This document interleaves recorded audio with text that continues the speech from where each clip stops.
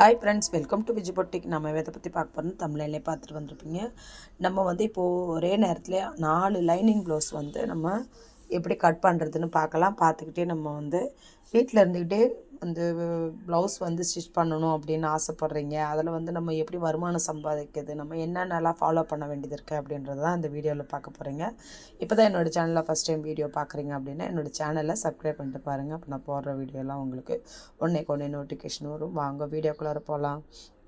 என்னென்னா, ஃபஸ்ட்டு நம்ம தெரிஞ்சிக்க வேண்டிய ரொம்ப ரொம்ப முக்கியமான விஷயம் அப்படின்னாக்கா, இப்போ நீங்கள் இந்த டைலர் ஃபீல்டை நீங்கள் தேர்ந்தெடுத்துருக்குறீங்க. அந்த தேர்ந்தெடுக்கும்போது அதுக்கு நமக்கு எடுத்தவுடனே நமக்கு கஸ்டமர் வருவாங்களான்னு கேட்டால் கிடையாது. அப்போ நம்ம என்ன பண்ண வேண்டியது இருக்குது, நம்ம டைலர் அப்படி நம்ம நல்லாவே ப்ளவுஸ் தைப்போம் அப்படின்றத 4 பேருக்கு தெரியப்படுத்தணும் இல்லையா? அந்த 4 பேருக்கு தெரியப்படுத்துறது மூலயமா நம்ம என்னென்ன ஸ்டெப்லாம் எடுக்கணும் அப்படின்றது தான் நம்ம இப்போ பார்க்க போகிறோம். அதில் முக்கியமானது ஒரு 5 டிப்ஸ் தான் உங்களுக்கு நான் சொல்லி தரப்போகிறேன்.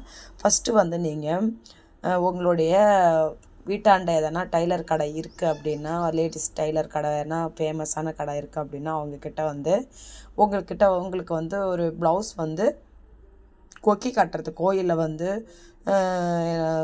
ப்ளவுஸ் தைக்கிறதுக்கோ அவங்கக்கிட்ட கேளுங்க. அவங்க கன்ஃபார்மாக அது மாதிரி ஆள் இல்லாமல் இருக்கிறவங்களும் இருப்பாங்க. கொக்கி கட்டுறதுக்கும் இல்லை ப்ளவுஸ் எக்ஸஸாக வருது அப்படின்னாலுமே அதை தைச்சி கொடுக்கறதுக்கும் ஆள் இல்லாமல் கொஞ்சம் அவங்க ஒரு சின்ன சின்ன ப்ராப்ளத்துலேயும் இருக்க செய்வாங்க. அப்படி இருக்கும்போது நீங்களுமே போய் அவங்கக்கிட்ட கேட்கும்போது கண்டிப்பாக உங்களுக்கு அவங்க ஹெல்ப் பண்ணுவாங்க. நானுமே அப்படி தான் போயிட்டு அதை அவங்களுக்கு ஹெல்ப் பண்ணுறது மூலிமா போயிட்டு தான் எனக்கு நான் கடை வைக்கணும் அப்படின்னு எனக்கு தோண காலமே அதுதான். அதனால தான் சொல்கிறேன், ஒரு சின்ன வேலை உங்களுக்கு கிடைக்குதுனாலுமே அந்த வேலையை நீங்கள் அதை பயன்படுத்திக்கிறதுக்கு என்ன பண்ணணுமோ அதை பார்த்து பண்ணுறீங்க அப்படின்னா கண்டிப்பாக உங்களாலையுமே வீட்டில் இருந்துக்கிட்டே கை நிறைய சம்பாதிக்க முடியும். நீங்கள் அதுபோல் நீங்கள் போயிட்டு உங்கள் வீட்டாண்ட ஏதாவது டைலரிங் கடை இருக்குன்னா அவங்கக்கிட்ட கொக்கி கட்டுறதுக்கு ப்ளவுஸ்க்கு கொக்கி கட்டுறதுக்கு வாங்கி கட்டிக்கிட்டு இருக்கிறீங்க. அதுவுமே ஒரு வருமானம் தரக்கூடிய விஷயந்தான். அதுக்கப்புறம் நம்ம என்ன பண்ணணும் அப்படின்னாக்கா, வீட்டில் நீங்கள் மிஷின் வச்சுருக்கீங்க அப்படின்னா உங்கள் வீட்டுக்கு பக்கத்தில் இருக்கிறவங்கக்கிட்ட எல்லார்கிட்டையுமே நீங்கள் சுடிதார் ஓரடிக்கிறது, நைட்டி ஓரடிக்கிறது அப்படின்னு சொல்லிட்டு அதெல்லாம் நான் இது மாதிரி பண்ணித்தரேன். கடைகளில் வாங்குறத விட நான் உங்களுக்கு காசு கொஞ்சம் கம்மியாகவே நான் தச்சு தரேன் அப்படின்னு சொல்லிட்டு நீங்கள் சொல்லும்போது கண்டிப்பாக அவங்க உங்களை நம்பி கொடுப்பாங்க. சுடிதார் ஓரடிக்கிறது, நைட்டி, பாவாடை, அப்புறம் புடவை ஓரடிக்கிறது, இது போல் வேலைலாம் வந்துச்சுன்னா கண்டிப்பாக நீங்கள் செய்யலாம். அதுலேயுமே ஒரு நல்ல வருமானம் தரக்கூடிய வேலை தான். இப்போ நீங்கள் உங்களை நம்பி அவங்க இப்போ நம்ம ஜாக்கெட் பீஸ் ரேட்டுக்கு வாங்கி தைக்க சொல்கிறோம் பார்த்தீங்களா, அவங்க நம்மளை நம்பி அவங்க ப்ளவுஸ் கொடுக்கறதுக்கு தயாராக இல்லை அப்படி இருக்கிற மாதிரி தெரியுது அப்படின்னா, அப்படி இருக்கும்போதும் இன்னொன்றுமே நீங்கள் பண்ணி நீங்களுமே வருமானம் சம்பாதிக்க முடியும். அப்படி என்ன விஷயம் அப்படின்னாக்கா, அவங்கக்கிட்ட புடவை ஓரடிக்கிறது, சுடிதார் ஓரடிக்கிறது, இதுமாரி பாவாடை ஓரடிக்கிறது, இந்தமாரி ஓரடிக்கிற துணியெலாம் வருது பார்த்திங்களா, அதை வாங்கிட்டு ஓரடிச்சும் கொடுக்கலாம். அதுலேயுமே நீங்கள் ஒரு நாளைக்கு 200லேருந்து 300 வரைக்குமே நீங்கள் சம்பாதிக்க முடியும். நான் சொல்கிறது கம்மி. அது துணி கடைங்கள்னும்போது இதுமாரி டைலரிங் கடைங்கன்னும்போது அவங்க நிறையாவே ஒரு நாளைக்கு கஸ்டமருக்கு துணி கொடுப்பாங்க. அப்போ அவங்க இருக்கிற வேலையில் அந்த சேரீ ஓரடிக்கிற வேலைலாம் கொஞ்சம் கஷ்டமாக தான் இருக்கும். அதனால் நீங்கள் அந்த மாதிரி வேலையை நீங்கள் எடுத்து செய்யும்போது ஒரு நாளைக்கு உங்களாலையுமே 400 500 கூட நீங்கள் இந்த எல்லா வேலையுமே முடித்து கொடுக்குறதுலையும் கிடைக்கும். நீங்கள் அதுவுமே பண்ணலாம். இதுலேருந்து உங்களுக்கு நீங்கள் 2 டிப்ஸ் இது வரைக்கும் நீங்கள் பார்த்துருக்குறீங்க. 3வதாக என்ன அப்படின்னாக்கா, இப்போ சாதா ப்ளவுஸ்லாம் தைக்கிறோம் பார்த்தீங்களா, சாதா ப்ளவுஸ்லாம் இப்போ கடைங்களில் எவ்வளோ வாங்குறாங்க அப்படின்றத பாருங்கள். நீங்கள் என்ன பண்ணணும் அப்படின்னா, அந்த கடைகளில் வாங்குறத விட நீங்கள் ஒரு 10 ரூபா கம்மி பண்ணியே வாங்குங்க.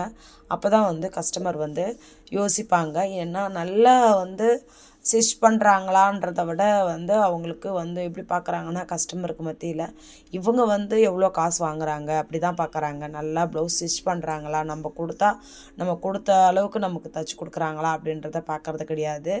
ஏன்னா நான் அந்த மாதிரி விஷயத்தெல்லாம் நான் வீட்டில் வச்சு ஸ்டிச் பண்ணும்போது நான் நிறையா அடிபட்டிருக்கேன். நல்லாவே நான் ஸ்டிச் பண்ணுவேன். ஆனால் காசு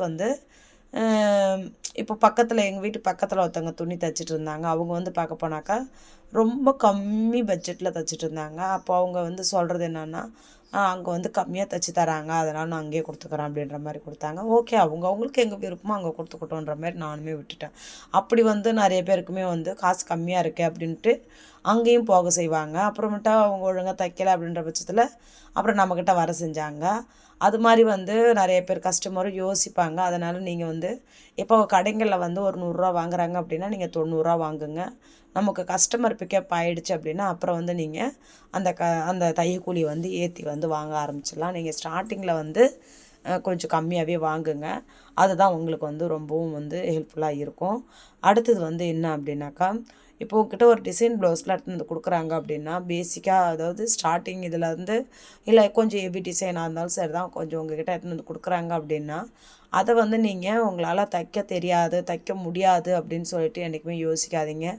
உங்களால் தைக்க முடியும் அப்படின்னு சொல்லிட்டு நீங்கள் அதை வாங்குங்க. வாங்கி உங்களுக்கு வந்து நீங்கள் அந்த டிசைன் ப்ளவுஸை ஒரு துணியில் தைச்சி பாருங்கள். அது உங்களுக்கு ஓகேவா இருக்கா அப்படின்னு சொல்லிட்டு, தைக்க முடியுமா அப்படின்றத தைச்சி பார்த்தீங்க அப்படின்னா அதில் ஏதாவது கரெக்ஷன் இருந்துச்சு அப்படின்னா அதை நம்ம கஸ்டமருக்கு வந்து செய்யும்போது உங்களாலையுமே வந்து இப்போ அவங்க அந்த டிசைனை எதிர்பார்த்துருப்பாங்க இல்லையா, அந்த டிசைன் ப்ளவுஸை உங்களால் அவங்களுக்கு ஸ்டிச் பண்ணி கொடுத்துருக்க முடியும். என்றைக்குமே வந்து நம்மளால் முடியும் அப்படின்னு சொல்லிட்டு நம்ம தன்னம்பிக்கையோடு எந்த ஒரு வேலை செய்கிறோம் அப்படின்னாலுமே கண்டிப்பாக நம்மளால் முடியும். இல்லை நம்மளால் செய்ய முடியாதோ, நம்ம அதை வாங்கிட்டு நம்மளால் பண்ண முடியாத போயிடுமோ அப்படின்ற மாதிரி யோசிக்காதீங்க. நம்ம வந்து ப்ளவுஸ் தைக்க தெரியுது அப்படின்னா கண்டிப்பாக அந்த டிசைன் ப்ளவுஸையும் நம்மளால் தைக்க முடியும். அதை நீங்கள் உங்கள் மனசில் வந்து நம்மளால் முடியும்னு சொல்லிட்டு என்றைக்கு தன்னம்பிக்கையோட ஒரு வேலையை நீங்கள் செய்யும்போது கண்டிப்பாக உங்களால் முடியும். இதை நம்மளுக்கு ரொம்ப கஷ்டமாக இருக்கும் போல இருக்குது, நம்ம தைச்சதே கிடையாது இது போல், இது ரொம்ப கஷ்டம் அப்படின்ற மாதிரி நினைக்காதீங்க. நான் வந்து கடை வைக்க ஆரம்பிக்கும்போது ஸ்டார்டிங்கில் அப்படி தான் எனக்கு வந்து அந்த மாதிரி எனக்கு டிசைன் ப்ளவுஸ்னால் எப்படி தைக்கிறதுன்னு கூட தெரியாது. நான் கடை வைக்கும்போதெல்லாம் கிட்டத்தட்ட ஒரு 4 வருஷத்துக்கு முன்னாடி சொல்கிற கதை இது. சுத்தமாக எனக்கு பேசிக் நாலேஜே தெரியாது. லைனிங் ப்ளவுஸ் ஸ்டிச் பண்ணுவேன், சாதா ப்ளவுஸ் ஸ்டிச் பண்ணுவேன், சுடிதார் ஸ்டிச் பண்ணுவேன். இது இருந்தால் போதும் நம்ம கடை வைக்கிறதுக்கு, அப்படி தான் நான் நினச்சேன்.